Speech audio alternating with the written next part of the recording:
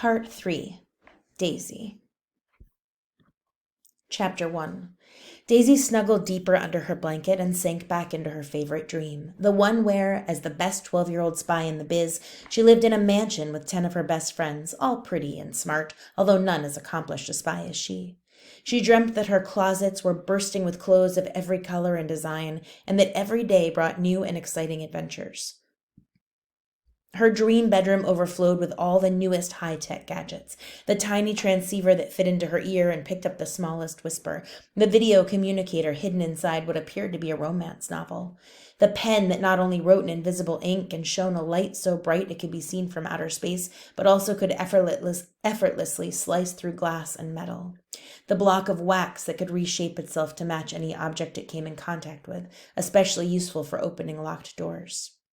In her dream, her top rank among the girls guaranteed that the hardest jobs, the most grueling tasks were given to her. She got the most important assignments because she never complained, always got the job done, and didn't get emotionally involved. The sound of her grandmother's voice calling her name forced the dream to dissolve until only a feathery wisp remained. Clinging to it like a life preserver, Daisy opened her eyes and blinked. Grinning, she let go of the last wisp and laughed. "What's the joke?" her grandmother asked, her voice reaching Daisy through the tiny transceiver hidden deep in her left ear. She really had to remember to take that thing out when she slept. It both sent and received sounds. She wouldn't want someone to hear her snoring. Not that she snored much. Daisy stretched and rubbed her eyes. "I was laughing because in my dream I didn't complain about anything. Oh, and all the other girls in the mansion were my best friends." Her grandmother laughed. "That really is funny." When her grandmother laughed, it sounded like tinkling glass, like wind chimes. No wonder she was widely considered one of the best spies of her generation. Everyone who met her fell instantly in love. Daisy had been a spy since she could walk, and most of what she knew she'd learned by watching her grandmother work. If she were being totally honest, she would have told her grandmother another difference from her real life. In the dream, she was always happy and couldn't ask for anything more out of life. In reality, though, things weren't so black and white. Even though she couldn't see her grandma at the moment, Daisy knew she was probably sitting cross-legged in the Zen garden behind the mansion, sipping tea. "Hold on, Grammy. Let me turn on my book so I can see you." Daisy reached over to the night table and picked up her copy of Love's Last Dance. She propped herself up on the pillow, switched on the screen, and typed in the coordinates for the Zen garden. No Grammy, only Mo the gardener. Daisy pressed more buttons. The screen zoomed in on the kitchen where one of the older girls, Courtney, stood by the counter, holding her nose and guzzling down Grammy's foul-tasting green instant energy breakfast drink. Courtney looked every inch the ballerina in her black leotard and pink tights, her hair pulled so tight into a bun that she wore an unintentional look of surprise. Daisy had been very relieved not to be given the assignment to infiltrate the Springhaven Ballet Company, although she was fully trained in almost every sport, including cricket and synchronized swimming. She usually managed to have a stomach bug on the days she was scheduled to practice dancing. Courtney gave a little shudder as she finished the drink and placed the glass on the counter. Her eyes rose to the wall screen. Daisy waved, and in response, Courtney did some kind of ballet move, rising up on her tiptoes with her hands arched gracefully over her head. Daisy laughed. Even though Courtney was a few years older, she never treated Daisy like a little kid, unlike most of the other older girls. Not that they were outright mean or anything, they couldn't be since Daisy's grandmother ran the whole show. But still, she would hear them laughing in their rooms at night, and they never invited her to join them. Daisy waved a quick goodbye to Courtney and typed in the coordinates for her grandmother's car. Empty. She tried the office next. Nope, just a stack of folders piled high on the desk. Odd. Those were Grammy's regular early morning haunts. "Okay, Grammy, I give up. Where are you?" She could hear others in the background as her grandmother replied, but she couldn't make out what they were saying.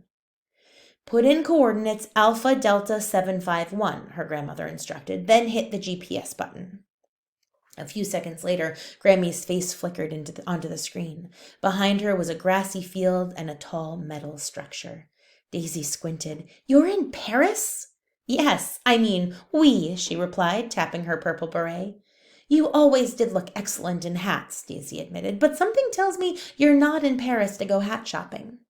"Darling, Paris is one of the world's top travel destinations."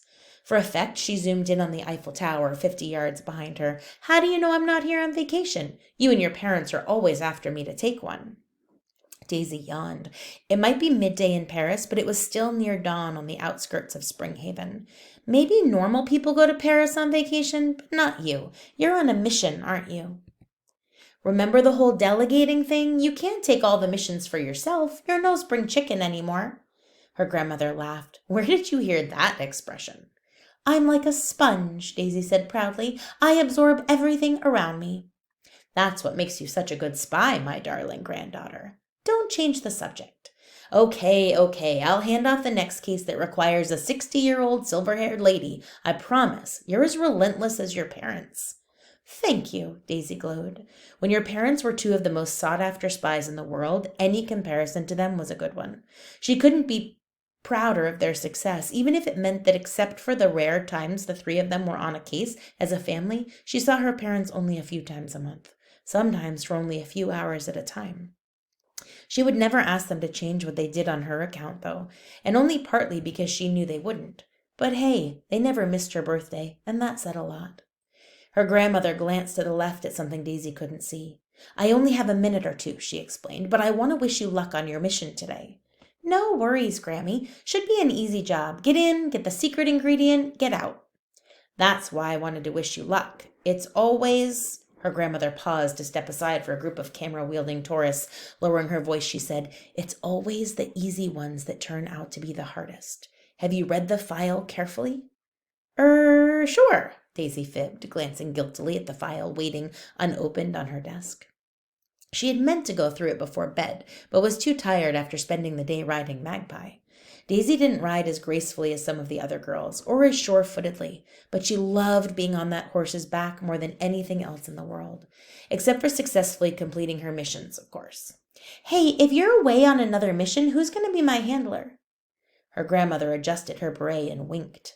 You must know that, since you read the file so carefully. She should have known she couldn't put anything over on that woman. Oh, right, Daisy said brightly. I remember now.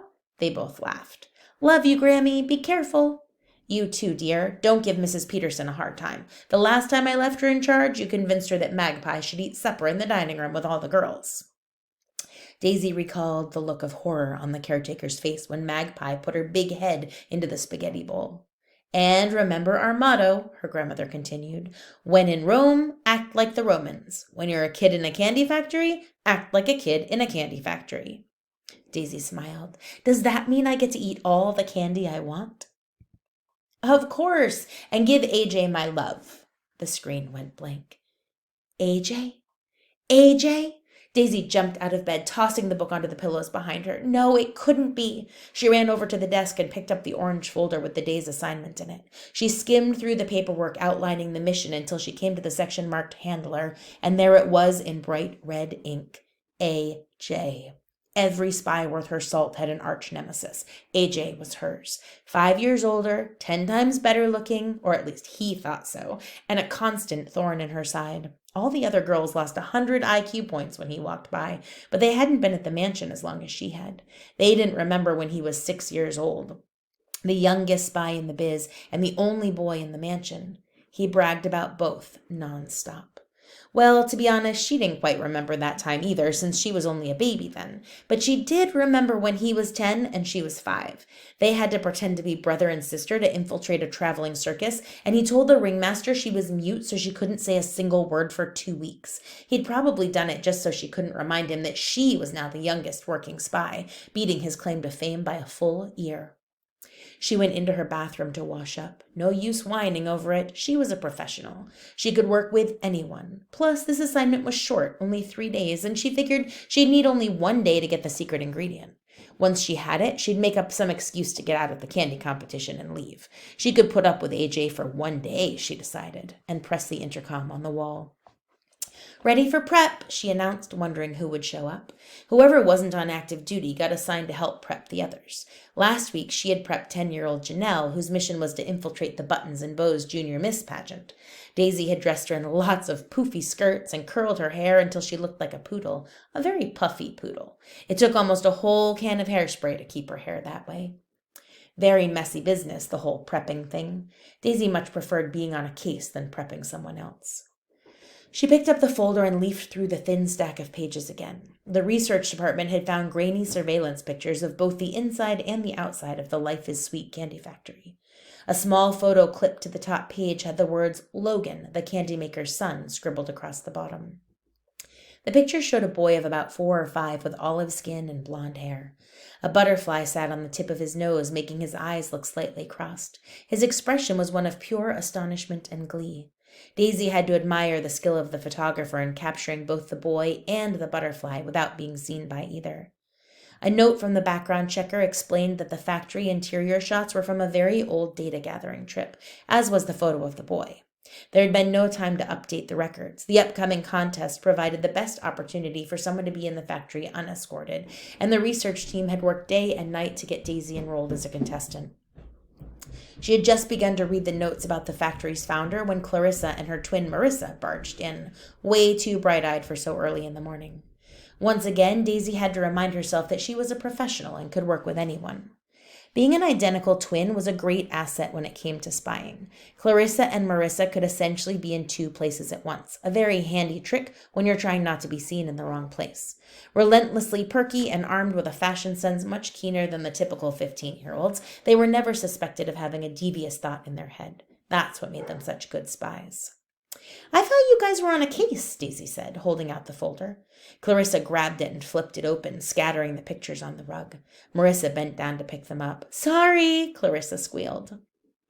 "We finished the town hall job yesterday," Marissa said, tossing the photos on the bed. "Got the plans for the new water tunnels with no problem, so we're all yours." "Swell," Daisy muttered. The twins huddled together and skimmed the file. Then, with a nod, Clarissa swung open the door to the walk-in closet and stepped in. Marissa clapped her hands with excitement. "This is going to be a fun one." The 2 of them pulled out dress after dress until Clarissa said, "Got it!" and held up a short yellow dress so bright Daisy had to shield her eyes. "You're kidding me," she said, pretty sure they weren't.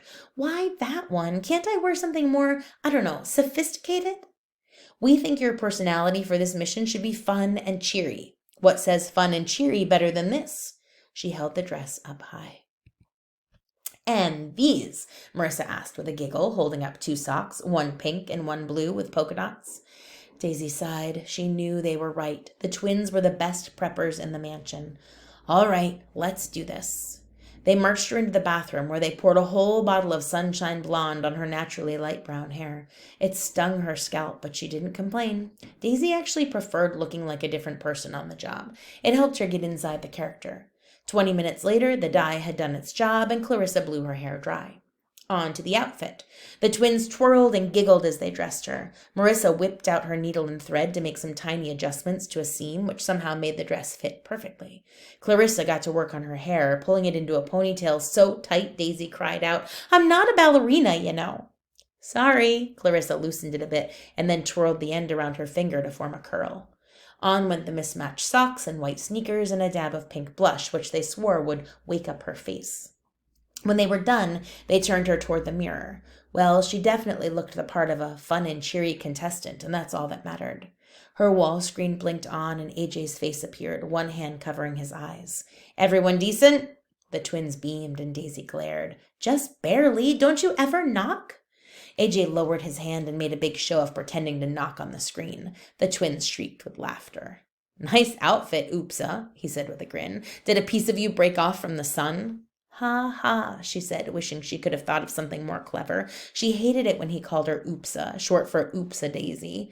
Refusing to let him get to her so soon, she straightened up, smoothed down her dress, and said, "Let's get this show on the road. I've got a lot of candy to eat." 10 minutes later, she sat behind AJ, clutching the edges of his black and silver moped for dear life.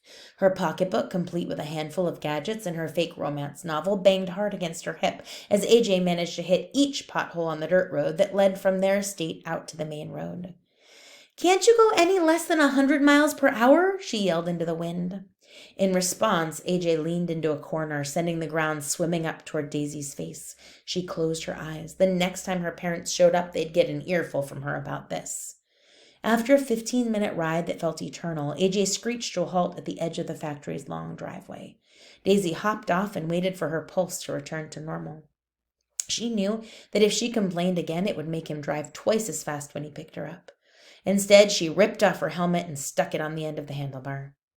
Okay, AJ said, unsnapping his helmet strap but leaving it on his head. Let's go over last-minute stuff. You are Daisy Carpenter. You're fun. Carpenter? She interrupted. Why'd you choose that name? Why not? She shrugged. She didn't want him to know that the one time she'd actually made a friend during a mission, a real friend, the girl's name had been Rebecca Carpenter. But it didn't really matter. Names were things spies took on and off like clothes. She'd had more last names than she could remember. Truth be told, she didn't even know her real one. None of the kids living at the mansion did. It was for their own protection in case they slipped up and blew their cover. She'd learn it when she turned 18. May I continue? He asked. Not waiting, he said. You are fun, cheery, excited to be here, and ready to win. You get along with everyone. They need to like you and trust you if you're going to get the job done. Got it, she said. This isn't my first time, you know.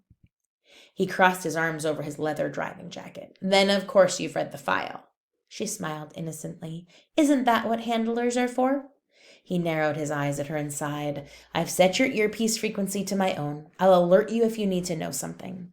Just keep your yakking to a minimum, she instructed, fixing her ponytail, which had come loose during the ride. I won't be able to concentrate on my job with you going on about sports or video games or whatever it is guys talk about. He pretended to look insulted. Is that what you think of me? I actually have some very highbrow interests, you know. Like what? Daisy asked, glancing up the driveway. The smell of chocolate had just made its way out to the street. She felt her pulse quicken. She loved chocolate.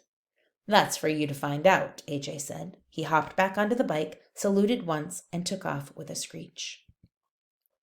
Yeah, I'll get right on that, she muttered under her breath. I heard that. AJ's voice came through her earpiece, clearer than if he were still beside her. Daisy kicked at the ground, what she wouldn't give for privacy every once in a while. At least no one could read her thoughts. Not yet, anyway. No doubt the tech department was working on it. She began the long walk up the driveway. When she reached the front entrance, she quickly surmised that not much, if anything, had changed since the photos she had seen were taken. The smell of chocolate was even stronger, and her stomach growled. If her grandmother had been home, she never would have let Daisy leave without drinking her breakfast scoop. She debated whether to knock on the door, but it was so heavy she knew no one would hear her. Ringing the doorbell seemed rude somehow, so she sat on the stoop to wait. A minute later, her pocketbook beeped, and she scrambled to pull out her book. Flipping it open, she immediately switched it to vibrate so it wouldn't give her away later. At first, all she could see on the screen was a lot of white fuzz. It slowly cleared to reveal her mom's face, nearly completely covered with a ski hat, scarf, and goggles. Where could her mom be skiing in late June? She must be literally on the other side of the world.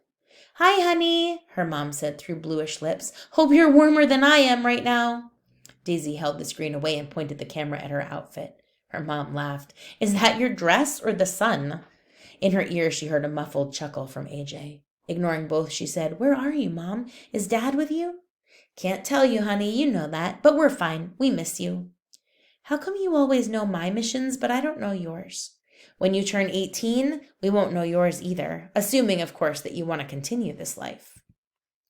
Of course I do, Daisy said, shocked. What other life was there? Her mom smiled. I'm glad to hear that. Have fun today. She frowned. I'm here to do a job, not to have fun. Snow began gently falling around her mother's face. Lighten up, honey. You're 12. You're allowed to have fun at a candy factory. In fact, I order you to. Me too, AJ's voice said. This is a private conversation, Daisy snapped, her hand reaching up to her ear. Daisy, her mom admonished, that's no way to talk to your grandmother, even through an earpiece. It's not Grammy, Mom, it's AJ. Grammy abandoned me to go on a mission to Paris. The snow was falling more heavily now. She did, hey? I'll have another talk with her. At her age, she should be... Don't mean to interrupt, AJ's voice cut in, but is that a car I hear? Daisy looked up in time to see a short boy climbing out of a rather beat-up blue sedan, not 10 feet away from her. She usually didn't allow herself to get so distracted. She'd have to be more careful. Daisy quickly shut the book without saying goodbye. Her mom would understand. Okay, AJ's voice said, it's showtime. Daisy planted a smile on her face and jumped up. Fun and cheery, she told herself, channeling her inner Clarissa and Marissa as she introduced herself. She could tell it was working because Miles, who had looked a little shell-shocked when he got out of the car, was now relaxed and smiling. Are you twirling? AJ's voice teased a minute later. I hear your hair whipping around. That might be overkill. She stopped twirling. Then Miles asked her a question about how many kids were in the contest and said something snarky, like, "Don't you know?" And instantly felt bad. But she didn't want to admit she didn't know either. All she could do was wait for AJ to come to the rescue. She heard pages being turned frantically. Seconds passed and she began to squirm. Miles looked uncomfortable too. "There are 4 of you," AJ's voice finally said. He listed the names, telling her his bet was on Logan. She repeated the information to Miles, hoping he hadn't wondered about her hesitation. Grammy always warned the girls that it was usually some very small thing that broke a spy's cover. She couldn't risk blowing this assignment, not with her parents and Grammy away and with AJ living inside her head. A sleek, shiny black limo pulled up in front of them, reminding Daisy of Magpie, if Magpie had wheels instead of legs. She figured the Candymaker himself would get out of the limo, but instead a tall boy in a suit and tie stepped out and walked toward them, head held high with self-importance. Daisy's eyes widened. She didn't know his name, but she'd know him anywhere. The only time she'd had to be replaced on a job, it was because of him. She had been hired a few years back to investigate a claim of cheating at the regional spelling bee held at a local elementary school. She had pretended to be a student at the school, sneaking around in the building during classes and blending in with kids when kids filled the hallways. After only a few hours, she located the supply room where the judges kept the index cards with the words for the final round of the bee. She suspected they had 2 stacks, one with difficult words and one with easier ones, and were putting certain kids through to higher rounds by giving them the easy words. The supply room was right next door to the music room, where a recording of some famous violinist was being played, drowning out the sound of her pushing open the squeaky supply room door. She thought she'd locked the door behind her. She'd been so sure of it, and had been about to pick the lock on the metal box that held the cards, when in walked this boy. He was shorter back then and wore regular school clothes rather than an ill-fitting suit, but he already had the superior attitude he displayed now. He started yelling that he was going to report her for trying to look at the words. She kept telling him that she wasn't even in the spelling bee, but he wouldn't listen. He kept going on and on about how he'd studied for months for the bee. She realized that the music next door had stopped, and any minute the music teacher would come in. Daisy had no choice but to run out, humiliated, before her cover was fully blown. "Introduce yourself," AJ's voice prompted in her ear, making her jump. She forced herself to do as instructed. She was trained to notice even the subtlest shift in a person's body language, and as she and Philip shook hands, she thought he flinched ever so slightly. She knew he couldn't recognize her, though. She'd been a redhead then, with large tortoiseshell glasses that covered half her face. Fun and cheery went out the window, and she laughed as Philip said his ridiculously stuffy name. "Daisy," AJ warned. He began growling at her when she started arguing with Philip over who would win the contest. It didn't take lessons in reading body language to know that their bickering was making Miles uncomfortable, but Philip was so obnoxious she just couldn't back down. She suddenly wanted to win the contest simply so Philip would lose. Not that she'd given the contest any thought whatsoever, since she'd been so certain she wouldn't need to stick around long enough to actually participate. She suddenly became aware that AJ had gone from growling to screaming. He was telling her something like the whole plan could be jeopardized if one of the boys insulted Logan and everyone got kicked out. So she warned them that no one should say anything mean to Logan while having absolutely no idea what that was all about. Poor Miles looked terrified, and she instantly felt bad for letting herself get worked up over Philip.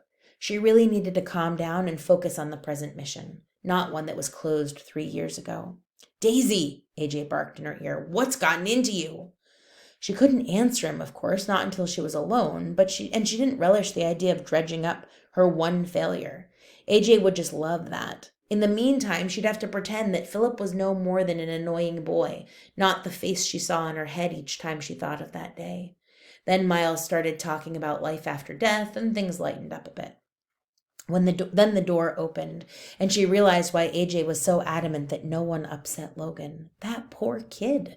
She'd seen a lot in her long career, and she knew that life didn't treat everyone fairly. Logan's hands trembled a bit, and she could tell he was nervous. He greeted them by quoting scripture about how everyone has a bit of an angel inside them, or at least she thought that's what it meant. She swallowed hard and clapped. "Lovely!" The scars down the left side of his face couldn't hide that same sweetness, that same happy, hopeful grin he'd worn as a child in the old photograph when he hadn't known he was being watched. All thoughts of Philip went straight out of her head. This time she didn't need AJ's prompting to be polite. She stuck out her hand. "Hi, I'm Daisy Carpenter."